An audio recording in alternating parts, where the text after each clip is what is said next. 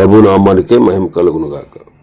కూడి వచ్చిన మీ అందరికీ, కర్మల ఆత్మీయ సహవాస సంఘ విశ్వాసులందరికీ మన ప్రభువును ఆయన ప్రియ కుమారుడునైన యేసుక్రీస్తు వారి శ్రేష్టమైన నామంలో శుభములు మరియు అందరికీ వందనాలండి. యెహెజ్కేలు గ్రంథం 24వ అధ్యాయాన్ని మనం ధ్యానం చేసుకుందాం. యెహెజ్కేలు గ్రంథం 24వ అధ్యాయం. ఇందులో యెరూషలేమును గూర్చి రెండు పోలికలు ఇక్కడ మనం చూస్తాం. ఈ అధ్యాయంలో యెరూషలేమును గూర్చి రెండు పోలికలు.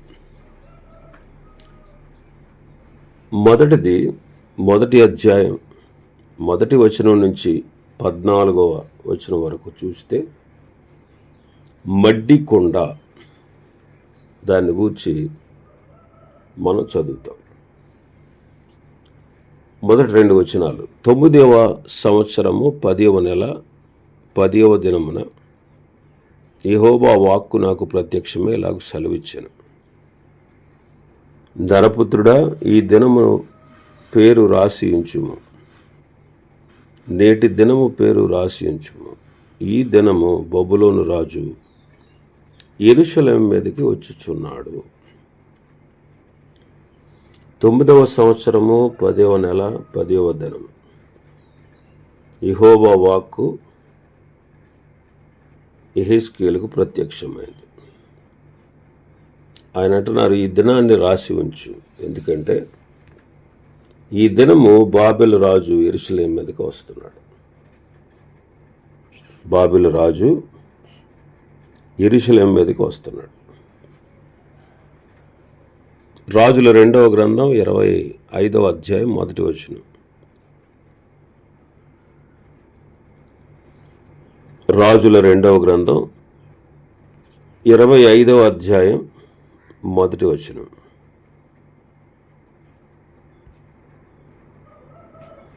అతని ఏలుబడిలో 9వ సంవత్సరమందు 10వ మాసము 10వ దినమందు బబులోను రాజు అయిన నెబుకద్నెజరును అతని సైన్యమంతయును యెరూషలేము మీదకు వచ్చి దానికి ఎదురుగా దిగి దాని చుట్టూ ముట్టడి దెబ్బలు కట్టిరి.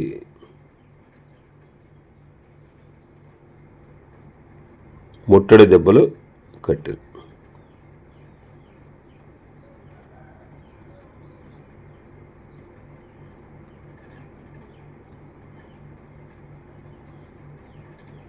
సిద్కియా కాలంలో, సిద్కియా ఏలుబడిలో 9వ సంవత్సరం అన్నమాట. సిద్కియా బబులోను రాజుకు సామంతరాజుగా ఉంచాడు. బబులోను రాజు గొప్ప గొప్ప వాళ్ళందరూ తీసుకెళ్ళిపోయాడు. బేదలు, బలహీనులు అలాంటి వాళ్ళని వదిలేశాడు. వదిలేసి, సరే నీవు ఈ దేశాన్ని పరిపాలించు, ఈ దేశం మీద అధిపతిగా ఉండి సిద్కియాను రాజుగా చేశాడు. సిద్కియా లోబడి ఉంటే యెరూషలేము పాడవదు.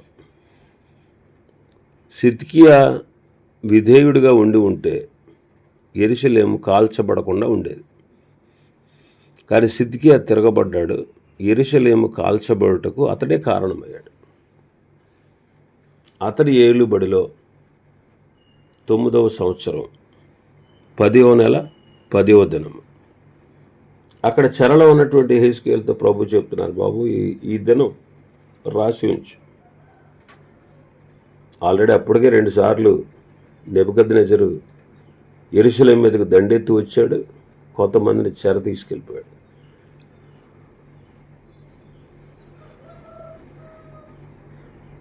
రెండుసార్లు చెరకెళ్ళిన తర్వాత 3వసారి ప్రవక్తలందరూ మోసం చేశారు. సిద్కియానేంటి, పెద్దలను, అధిపతులను, అధికారులను. ఏమని?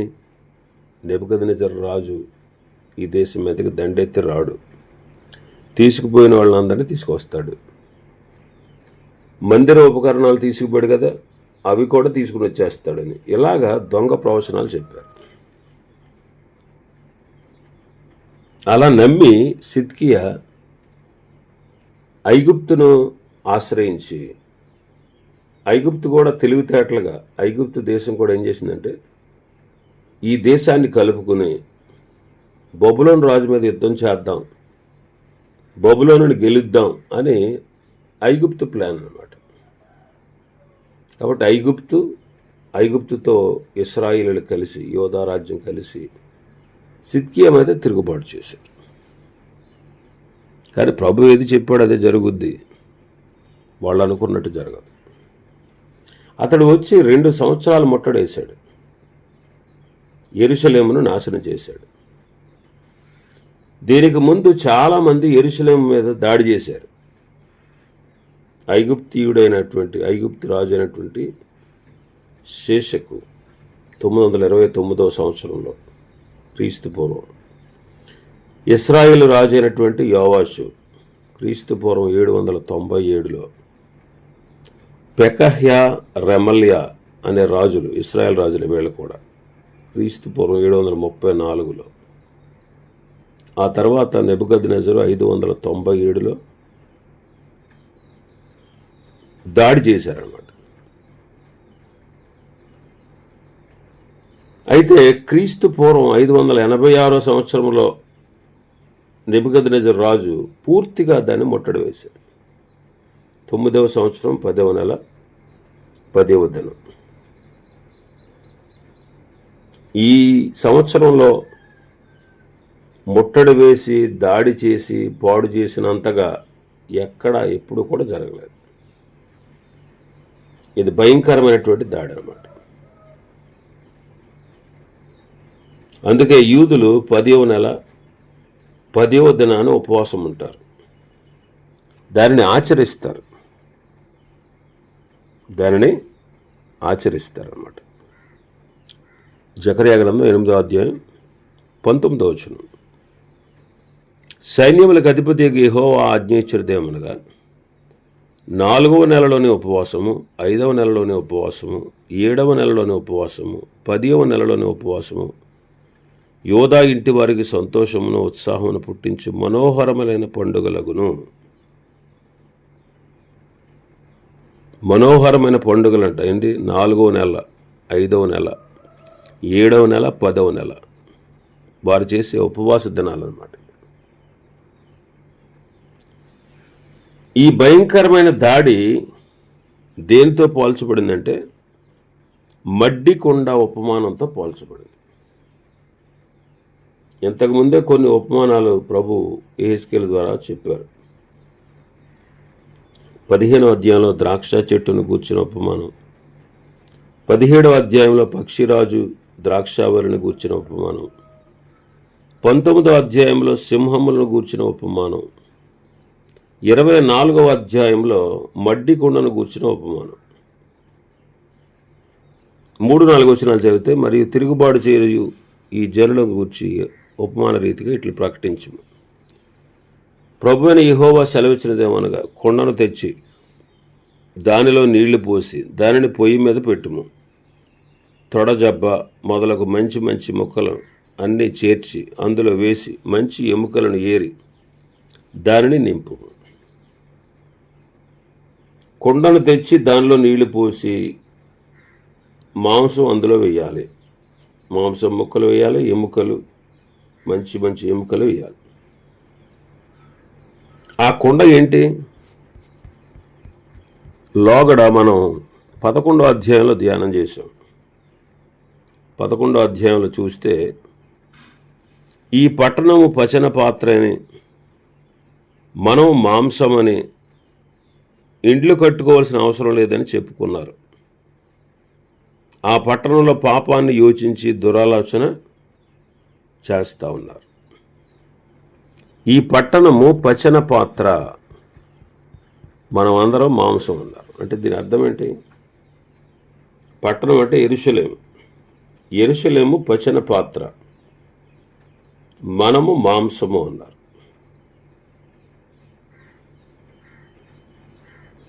ఇక్కడ కొండల్లో వేసిన మాంసం ముక్కలు ఉన్నట్లుగా పట్టణంలో ప్రజలు నరకబడతారు అని ఖడ్గము చేత వాళ్ళు ముక్కలు ముక్కలుగా చేయబడతారని భావం.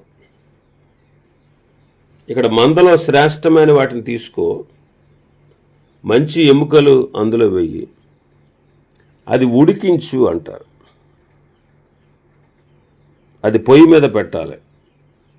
మందలో శ్రేష్టమైన వాటిని తీసుకో, అందులో ఎముకలు ఉడుకున్నట్లు చాలా కట్టెలు పోగు చేయి, దానిలో బాగుగా పొంగించు, ఎముకలు ఉడికేనంతగా, ఉడకడానికి చాలునంతగా ఉడికించు అంటారు.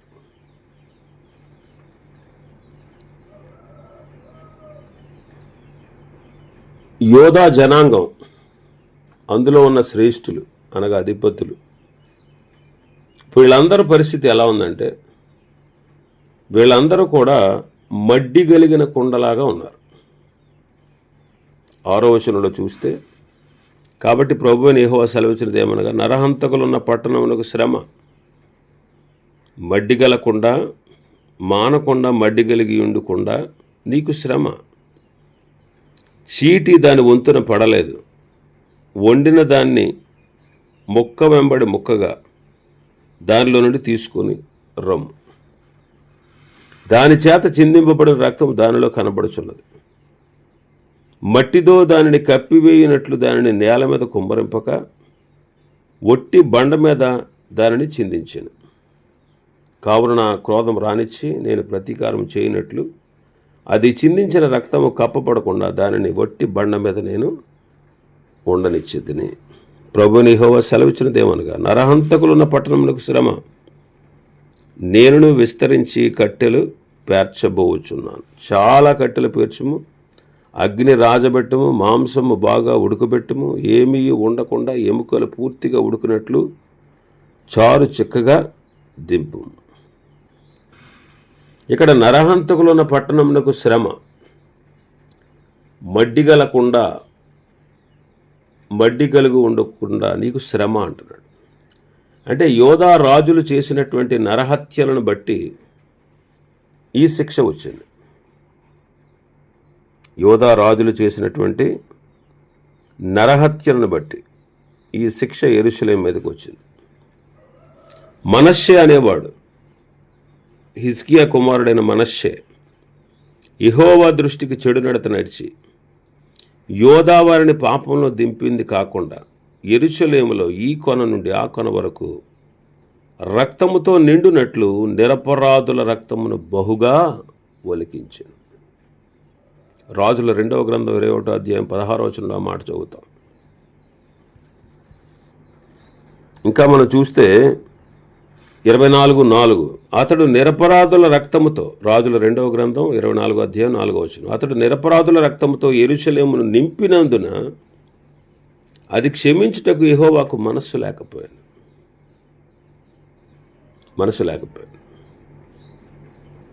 కాబట్టి వారి పాపము వారి మీద సాక్ష్యం ఇస్తూ ఉంది. ఇక్కడ చాలా కట్టెలు పేర్చు, మాంసం బాగా ఉడకబెట్టు అంటున్నాడు. దీని భావం ఏంటంటే యెరూషలేము మీదకి వచ్చేటువంటి శిక్ష ఘోరమైనది, భయంకరమైనది. యెరూషలేముకు వచ్చే శిక్ష ఎలాంటిది? ఘోరమైనది, భయంకరమైనది.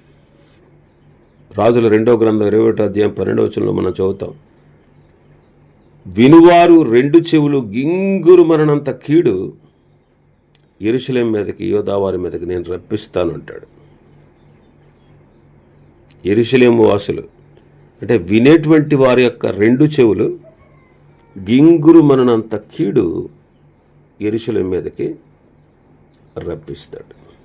మరి ఈ శిక్ష యొక్క ఉద్దేశం ఏంటి?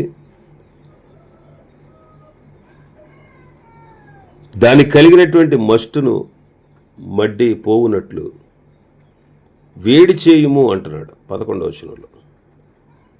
తర్వాత దానికి కలిగిన మస్టును మడ్డియు పోవునట్లు అది వేడి అయి మెరుగుపట్టు వరకు వట్టి చట్టిపోయి మీదనే ఉంచుము అంటున్నాడు. అంటే ప్రభువు దాన్ని శుద్ధి చేయాలని, ఇప్పుడు ఉడికిన తర్వాత చారు చిక్కగా దింపిన తర్వాత దాన్ని శుభ్రం చేయడానికి వట్టి చట్టిపోయి మీద పెట్టు అంటున్నాడు.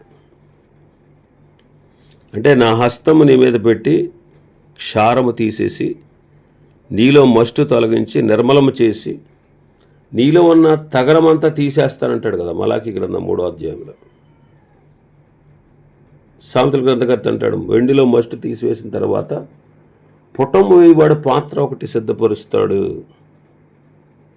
అలాగే ఈనాడు కూడా ఆనాడు ఇశ్రాయేలీలను శ్రమల ద్వారా క్రమపరచాలని ఈనాడు మనల్ని కూడా శ్రమల ద్వారానే క్రమపరిచేవాడు. 119వ కీర్తనకారుడు 67వ వచనంలో అన్నమాట. 119:67 శ్రమ కలుగక మునుపు నేను త్రోవ విడిచితిని, ఇప్పుడు నీ వాక్యమును అనుసరించి నడుచుకొనుచున్నాను. 71వ వచనం నేను నీ కట్టడలను నేర్చుకున్నట్లు శ్రమ నొంది ఉండుట నాకు మేలాయను. పేతురు రాసిన మొదటి పత్రిక 1వ అధ్యాయం 6వ వచనం ఇందువలన మీరు మిక్కిలి ఆనందించుచున్నారు కానీ అవసరమును బట్టి నానా విధములైన శోధనల చేత ప్రస్తుతము కొంచెము కాలం మీకు దుఃఖము కలుగుచున్నది. దశించిపోవు సువర్ణము అగ్ని పరీక్ష వలన శుద్ధపరచబడుచున్నది కదా, దానికంటే అమూల్యమైన మీ విశ్వాసం ఈ శోధనల చేత పరీక్షకు నిలిచినదై యేసుక్రీస్తు ప్రత్యక్షమైనప్పుడు మీకు మెప్పును మహిమయు ఘనతయు కలుగుటకు కారణమగు. 4వ అధ్యాయం 1-2 వచనాలు క్రీస్తు శరీరమందు శ్రమపడను గనుక మీరును అట్టి మనస్సును ఆయుధముగా ధరించుకున్నాడు. శరీర విషయంలో శ్రమపడిన వాడు శరీరమందు జీవించే మిగిలిన కాలము ఇక మీదట మనుజాసులను అనుసరించి నడుచుకొనక దేవుని ఇష్టానుసారంగా నడుచుకున్నట్లు పాపంతో జోలి ఇక నేమియూ ఉండదు. కాబట్టి శ్రమపరచబడిన తర్వాత, శ్రమ ద్వారా క్రమపరచబడిన తర్వాత దేవుడు వాడుకోవడానికి మనం సాధనంగా ఉంటాం. అయితే ఇక్కడ దాన్ని శుభ్రం చేయడానికి ఎంత శ్రద్ధ పుచ్చుకున్నా సరే దానిలో ఉన్నటువంటి మస్టు పోవట్లేదంట. 12-13 వచనాలు మన భాగంలో చూస్తే అలసట పుట్టు వరకు ఇంతగా శ్రద్ధ పుచ్చుకున్న దాని విస్తారమైన మస్టు పోదాయను. మస్టుతో కూడా దానిని అగ్నిలో వేయము. నీకు కలిగిన అపవిత్రత నీ కామాతురతయే. నిన్ను శుభ్రపరచుటకు నేను పూనుకొనినను నీవు శుభ్రపడకపోతివి. నా క్రోధమును నీ మీద తీర్చుకునే వరకు నీవు శుభ్రపడకయిందువు. ప్రభు శుభ్రపరచాలని అనుకుంటున్నాడు కానీ శుభ్రపడట్లేదు వాడు. ఆయన క్రోధమంతా తీర్చుకున్న తర్వాత వాడు శుభ్రపడతారు. ఈనాడు కూడా అనేక మంది ఎన్ని శిక్షలు ఎన్ని శ్రమలు వచ్చినా, ఎన్నిసార్లు వారు దేవుని వాక్యాన్ని విన్నా వారు తమ దుష్ట జీవితాన్ని మార్చుకోరు. మూడుని రోటిలో వేసి దంచిన వాడి మూడతో వదిలిపోదు అంటాడు సామెతల గ్రంథకర్త. మూర్ఖునికి 100 దెబ్బలు నాటునంత కంటే బుద్ధిమంతునికి ఒక గద్దింపు మాట లోతుగా నాటుద్దంటాడు. యెహోవానైన నేను మాట ఇచ్చి ఉన్నాను, దాన్ని తప్పక నెరవేరుస్తానంటాడు. 14వ వచనం మన భాగంలో యెహోవానైన నేను మాట ఇచ్చి ఉన్నాను, అది జరుగును, నేనే నెరవేర్చదును. నేను వెనుతీయను, కనికరింపను, సంతాపపడను. నీ ప్రవర్తనను బట్టి నీ క్రియలను బట్టి నీకు శిక్ష విధింపబడును. ఇదే యెహోవా వాక్కు. నేను మాట ఇచ్చాను, అది అలా జరుగుతుంది, నేనే దాన్ని నెరవేరుస్తాను. నేను వెనుతీయను శిక్షించడానికి, కనికరింపను, సంతాపపడను. ఎందుకని? వారి యొక్క అతిక్రమం అన్నమాట. వారి యొక్క అతిక్రమం, వాళ్ళు చేసినటువంటి తిరుగుబాటు, వాళ్ళు చేసిన పాపం, వాళ్ళు కలిగి ఉన్న కామాతురత. చెప్పాం కదా, వారు దేవుని విడిచిపెట్టడం, విగ్రహాలను ఆశ్రయించడం, ఇతర దేశస్థుల విగ్రహాలను పూజించడం, ఇతర దేశాల మీద ఆధారపడడం, ఇతర దేశాల రాజులను ఆశ్రయించడం, అది వాళ్ళు చేసినటువంటి కామాతురత, వ్యభిచారము, దాంతో పోల్చబడింది. కాబట్టి ప్రభువు వాళ్ళు చేసినటువంటి ఆ భయంకరమైనటువంటి తప్పిదాలను బట్టి ఆయన వెనుతీయకుండా శిక్షిస్తాడు, కనికరించడు, సంతాపపడడు. వారి ప్రవర్తనను బట్టి, వారి క్రియలను బట్టి వారికి శిక్ష విధించుచున్నాడు. ఇదే యెహోవా వాక్కు. కాబట్టి శిక్ష రాకముందే సరిచేసుకోవడం ఎంత మంచిది. శిక్ష వచ్చాక దాన్ని అనుభవించి సరిచేసుకోవడం కంటే శిక్ష రాకముందే దాన్ని సరిచేసుకోవడం ఎంతైనా మంచిది. ఇంకా చాలా విషయాలు ఈ అధ్యాయంలో ఉన్నాయి. ప్రభు చిత్తమైతే రేపటి దినం మరికొన్ని విషయాలు ధ్యానం చేసుకుందాం. దేవుడి వర్తమాన వాక్యాన్ని మన వినికిడిలో ఆశీర్వదించునుగాక. ఆమేన్.